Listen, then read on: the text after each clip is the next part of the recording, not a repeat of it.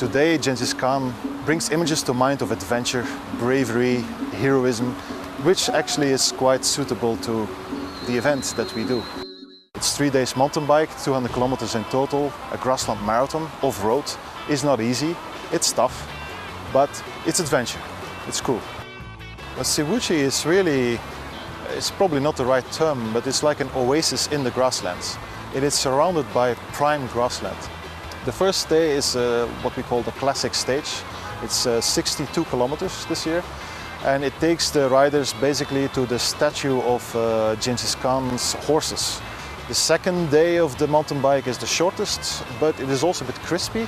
I mean, there's 2 steeper climbs, short but steep. It also takes riders on pristine grassland without any trails. And then the third day, of course, is the big one. It's 100 kilometers. That's hard, that's tough. There's a lot of cattle in the grasslands, of course, that is running wild. Horses, cows, sheep. Basically top amateur athletes, they are more or less professional, in their habits. And then, of course, the majority of participants is, let's say, the real amateur or the hobby biker or the hobby runner, which I think is also very important. I mean, we're doing a mass sports event, so it should be accessible to everybody. The event is really for top runners, top riders, because we have some prize money, but also for everybody. Then we have the Mongolian banquet. It's a dinner with Mongolian dishes, traditional Mongolian dishes, which are accompanied by Mongolian performances, dances, singing. We noticed that there's more and more interest from the local people in Sivuci and also the surrounding towns like Silinkhot.